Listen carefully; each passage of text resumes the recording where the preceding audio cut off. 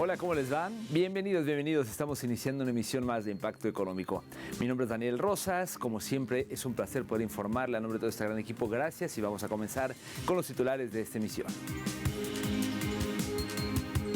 En nuestro mundo hoy, la economía venezolana creció 6,65% en el segundo trimestre de 2025, según el Banco Central.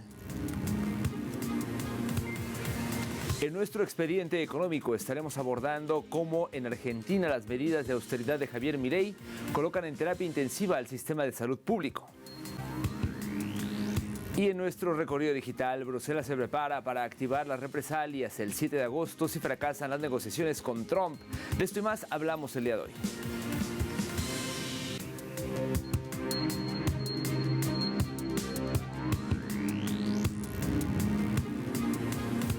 Momento de iniciar con la información y mire, el Banco Central de Venezuela informó este martes que la economía del país creció 6,65% en el segundo trimestre de 2025 en comparación con el mismo periodo del año pasado. La institución indicó que hubo un crecimiento de 12,27% en la actividad petrolera a pesar del fin de las licencias de Estados Unidos a empresas extranjeras y un incremento del 4,41% en la actividad no petrolera. Asimismo, se registró un aumento del 4,51% en actividades inmobiliarias, profesionales, científicas, técnicas, administrativas y de apoyo. Estas cifras son importantes indicadores de la capacidad de recuperación que ha tenido la economía nacional venezolana frente a la guerra económica impuesta sobre el país en los últimos años.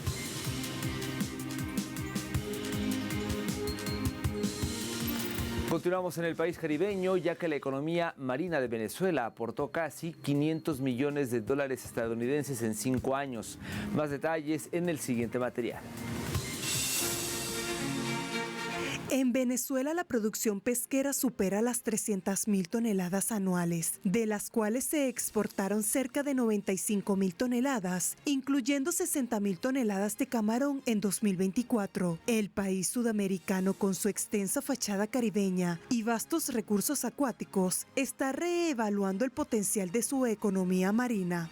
En conjunto, el gobierno, el sector privado y los organismos internacionales miran con cautela un sector que podría ser clave para la diversificación más allá del petróleo. Fuentes externas muestran datos que indican un crecimiento sostenido en los últimos años. El Departamento de Agricultura de Estados Unidos señala que las exportaciones venezolanas de productos del mar crecieron 58% entre 2019 y 2024, aunque con una ligera caída el año pasado aportaron casi $500 millones.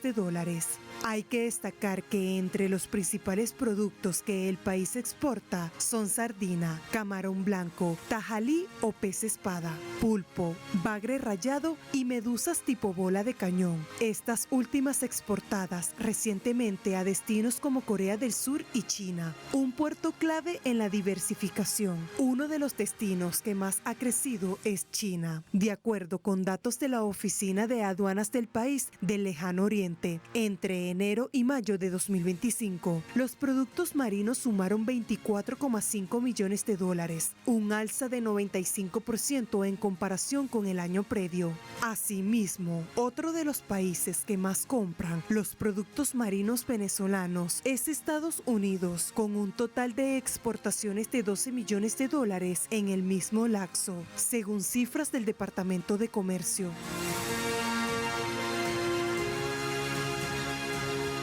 Le cuento ahora que el presidente de Brasil, Luis Ignacio Lula da Silva, advirtió a inicios de esta semana de una guerra o que una guerra arancelaria podría estallar en cualquier momento si Estados Unidos persiste en imponer barreras comerciales a los productos brasileños.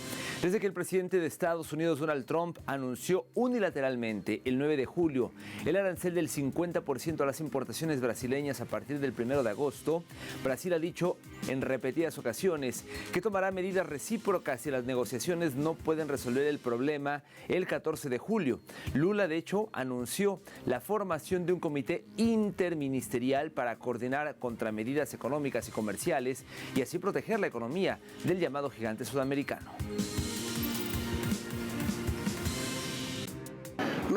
Actualmente no estamos en una guerra arancelaria. La guerra arancelaria comenzará cuando yo dé mi respuesta si Trump no cambia de opinión. Las razones de Trump para aumentar los aranceles son inadecuadas. El presidente Trump no entiende lo suficiente sobre el hecho de que se trata de un superávit comercial. El hecho es que desde hace 15 años, Brasil tiene un déficit de 410.000 millones de dólares en comercio bilateral. En más información, agricultores de Tailandia, agobiados por la incertidumbre que ocasionan los aranceles de Estados Unidos, la amenaza comercial, pues disminuyen las ganancias del arroz, su principal producto agrícola de exportación. Más detalles en el siguiente material.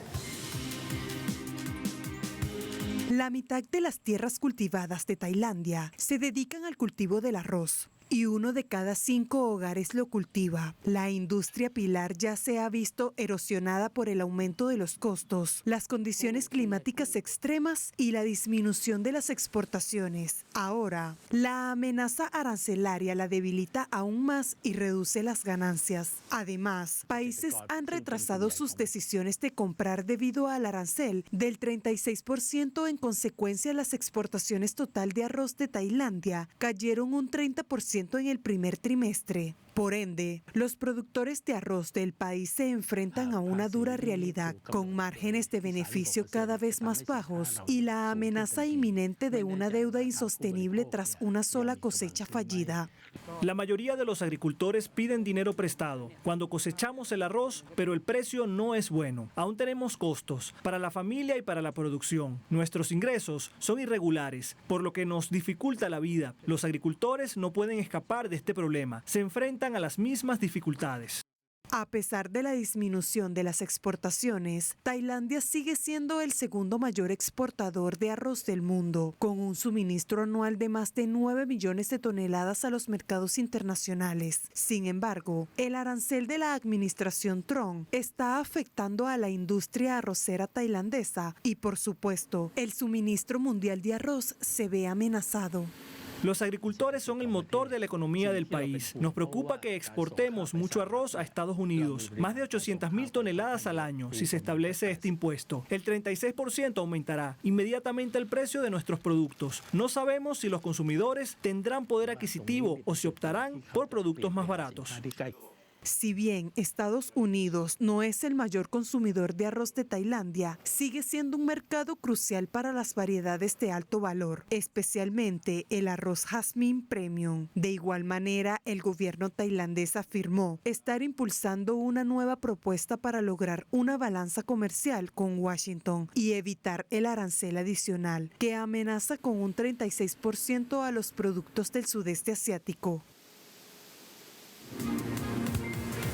En más información, el primer ministro japonés Shigeru Ishiba dijo recientemente que permanecerá en el cargo para enfrentar desafíos como el aumento de los precios y los altos aranceles de Estados Unidos, después de que una derrota electoral el fin de semana dejó a su coalición con una minoría en ambas cámaras parlamentarias. Escuchemos al funcionario. El hecho de que los candidatos del Partido Liberal Democrático y del Komeito no hayan obtenido muchos escaños es un asunto de gran pesar. Como líder del Partido Liberal Democrático, me disculpo profundamente desde el fondo de mi corazón. Nuestro país enfrenta una situación crítica que puede calificarse de desastre nacional. Por ejemplo, las medidas arancelarias de Estados Unidos, el aumento de los precios, el riesgo de desastres inminentes como terremotos masivos que ocurren directamente debajo del área metropolitana de Tokio o el terremoto en Ankai-Rou, y el entorno de seguridad más complicado y desafiante. En esta circunstancia, lo más importante es evitar un vacío político. Momento de hacer una primera pausa en la emisión del día de hoy, pero por favor no se vaya. Al regreso de nuestro expediente económico estaremos abordando cómo en Argentina las medidas de austeridad de Javier Milei están colocando ya en terapia intensiva al sistema de salud público. Ya volvemos.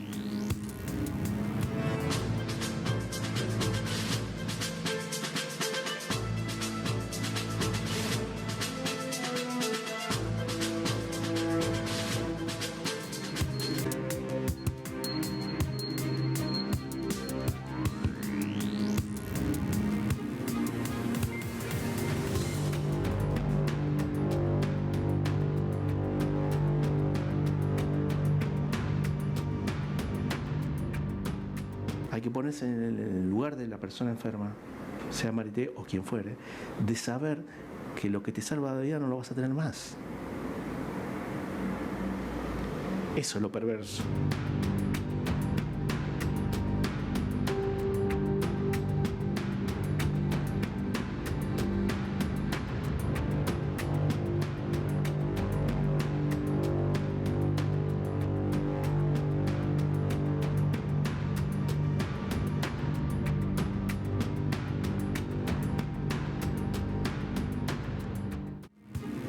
Son imágenes de Argentina, ya que el sistema de salud de este país está en crisis por las políticas de recortes del presidente Milei.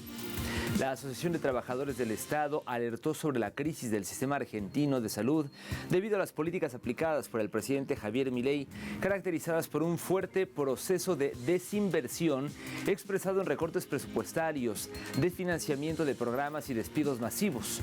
Denunciaron que el gobierno ultraliberal considera la salud un gasto que debe ser llevado a su mínima expresión, lo cual se tradujo en la salida de Argentina de la Organización Mundial de la Salud, siguiendo el ejemplo del mandatario estadounidense Donald Trump. Además, alertaron sobre la mercantilización del derecho a la salud con el desmantelamiento de programas clave como la entrega de medicamentos a personas con cáncer y otras enfermedades, así como el cierre de la Agencia Nacional de Producción Pública de Medicamentos, que permitía regular el precio del mercado farmacéutico. Al mismo tiempo, la administración de Javier Milei ha continuado con el desmantelamiento del Estado y ordenó el cierre del Instituto de Salud, Vialidad y Tecnología, generando descontentos y manifestaciones en el país. El mandatario argentino eliminó este Instituto Nacional de Cáncer, el de Enfermedades Cardiovasculares, el de Tecnología Industrial y también disolvió la Dirección Nacional de Vialidad. Dicha medida, que fue formalizada en días recientes y es parte de la política de desregulación del Estado que el presidente dictó por decreto de necesidad y urgencia, está generando pues ya esos contratiempos.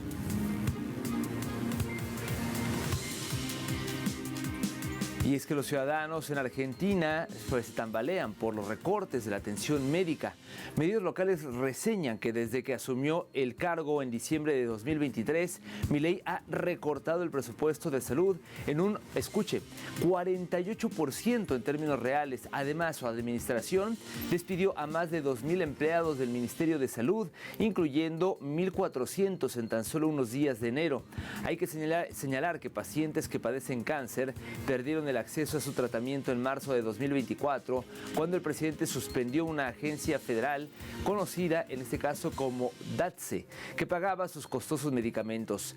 La suspensión de millones de dólares en medicamentos gratuitos contra el cáncer es solo una de las formas en que la campaña de austeridad de Milei ha destrozado el sistema de salud público, que alguna vez, hay que decirlo, fue distinguido en Argentina, fue distinguido en América Latina, pues justamente porque pues permitía que fuera asegurada la atención médica de manera gratuita para prácticamente todos los que no podían pagar un seguro privado. Yo no elegí tener cáncer, no elegí que esta enfermedad tenerla, y en realidad vale mucha plata. Y por más que tenga trabajo y que esto no la puedo sustentar porque vale 21 millones de pesos cada frasquito de medicación que dura un mes. Y nada, lo que esperaba era que el Estado me pueda dar una mano y el Estado nos abandonó totalmente. Tenemos el registro de más de 60 personas fallecidas por no haber llegado a poder contar con sus medicamentos oncológicos, tratamientos que se estaban llevando adelante. Los medicamentos oncológicos en algunos casos son impagables, digamos, ¿no? O sea, son realmente muy caros, y además de esto, de un montón de personas que fallecieron, hay más de 1.500 expedientes esperando ser tratados para que esas personas obtengan su medicación. Pero el Instituto Nacional del Cáncer deja de comprar los medicamentos, directamente no los entrega más, y eso tuvo que la provincia salir a solventar ese gasto y aumentar el vademecum para poder darle continuidad a los tratamientos de los pacientes oncológicos. Ante esta grave situación, médicos, residentes y personal administrativo protestaron recientemente en contra de los drásticos recortes de salud del presidente Milei, el cual amenazan al principal centro pediátrico de Argentina. Más detalles en el siguiente material.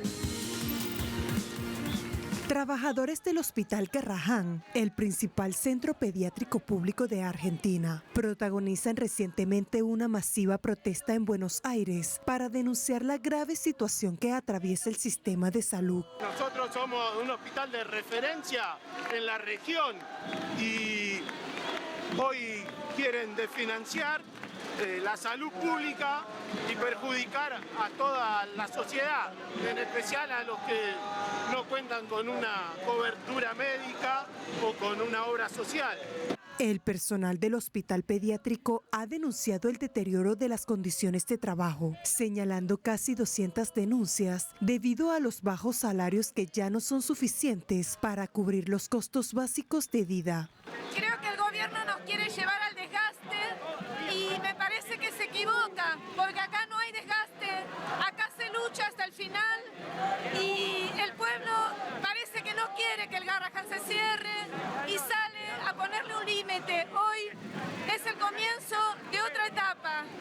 Además del personal de salud, se sumaron a la manifestación familias de pacientes y el Frente de Lucha por la Soberanía, el trabajo digno y los salarios justos, una plataforma multisectorial que reúne a sindicatos y organizaciones sociales. Los organizadores concluyeron que lo que está pasando en el centro hospitalario refleja una crisis mucho más amplia, que no se trata solo de un hospital, sino del futuro del sistema de salud público en Argentina.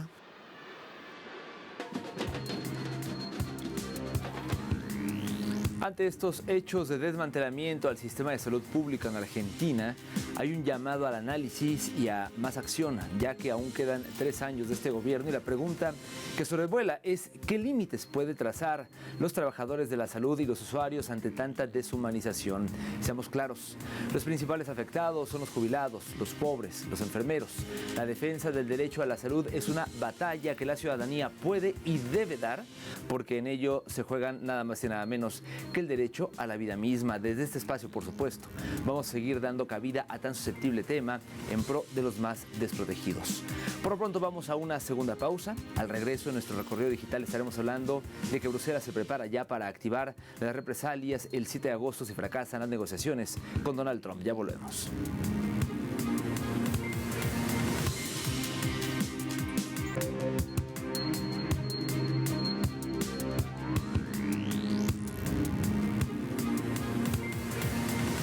Iniciamos nuestro recorrido digital con Europa Press, que titula Bruselas se prepara para activar las represalias el 7 de agosto si fracasan las negociaciones con Trump.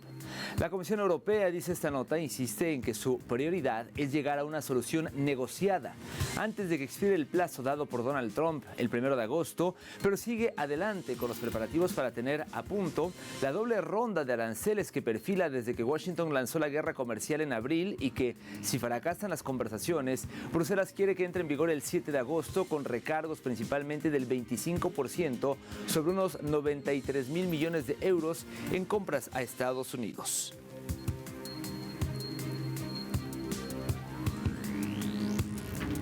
Siguiendo con este recorrido digital, vamos ahora con la agencia CGTN en español que reseña: extensión de visado impulsa aumento de entradas de extranjeros en China en el primer semestre. De acuerdo con esta información, durante los 6 primeros meses de este año, China registró más de 38 millones de cruces de fronteras por extranjeros, un 30% más que el año anterior, según la Administración Nacional de Inmigración. El crecimiento se debió en gran medida a la política de entrada sin visado, que permite a visitantes de más de 50 países entrar y permanecer en China hasta 10 días sin visado. Asimismo, durante este periodo, las entradas sin visado aumentaron más de un 50% interanual, constituyendo el 70% de todas las entradas de extranjeros en China.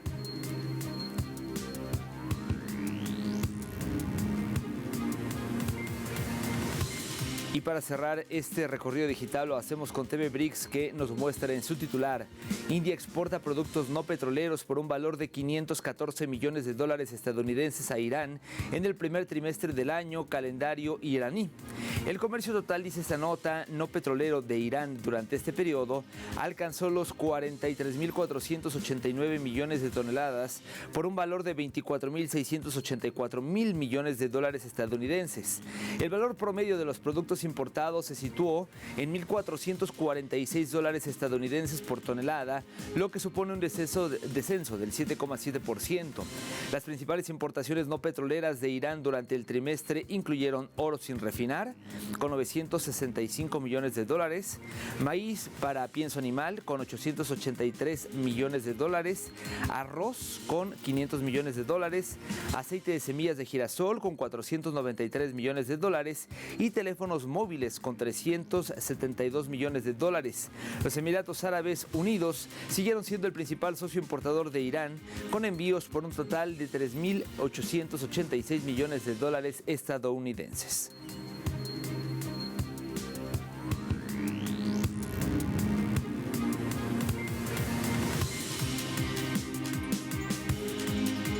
Momento de revisar cómo se encuentran los precios del petróleo. El intermedio de Texas, el WTI, marcó un precio de $68.85 y esto representa una caída de 46 centavos de dólar. En el caso del barril del Brent, el de referencia en Europa, su precio se ubicó en $68.11. También en este caso una baja de 48 céntimos del billete verde. Y finalmente le comento que el crudo promediado por la OPEP tuvo un precio de $70.31. En este caso también una caída de 34 centavos de dólar. Llegamos así al final de esta emisión. Gracias como siempre por su compañía. Recuerde que en telesurtv.net está toda la información a su alcance, así como en nuestros perfiles de redes sociales, Facebook, TikTok, Instagram, Dailymotion, YouTube. Nos encuentra en WhatsApp, en Telegram y por supuesto en X. @TelesurImpactoE y @DanielTelesur son nuestras cuentas en esta última red social. Nos despedimos por ahora, pero nos vemos pronto con más de Impacto Económico. Hasta entonces.